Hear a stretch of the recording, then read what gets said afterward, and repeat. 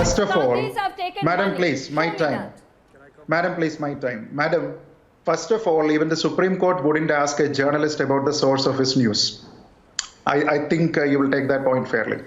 Now, Arnab, to your question, there is already strong perception that Dotex, the company that financed Young Indian, was a clock. Now, the developments that you have exposed suggest that even Young Indian was a clock. So this only makes matters worse for the Congress. Now, who took decisions for the Young Indian, AJL, and the Congress? Are there papers to show that? That's a very important question. And when some journalist is asking that question to a person who is defending this party or AJL or whatever, then you need to give a straight answer and not question his source. Point number one. Now, these are not the only questions. Now, people have been saying that there is no trail of money, there is no corruption, it does not fall under PMLA. The only thing that we have to understand is these two questions, whether Young Indian and whether this Dotex was a clock, comes on the back of a series of questions.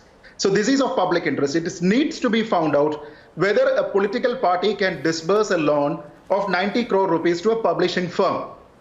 If yes, it needs to be found out whether there was any plan to revive National Herald as a newspaper. If yes, it needs to be found out whether this transaction of 90 crore actually happened. Was there a money trail for that? No. If yes, it needs to be found out whether you can take over the liabilities worth 90 crore by paying just 50 lakh rupees. If yes, it needs to be found out whether the existent investors were informed of the new shares. If yes, it needs to be found out but what assets of AJL have been used by Young Indian. If yes, it needs to be found out whether they earned any profits out of it. If yes, it needs to be found out whether there is any tax liability on Young Indian. That is why multiple firms are into the picture and they are questioning. Now, these are not simple things. These need detailed investigation, interrogation, and evidence collection.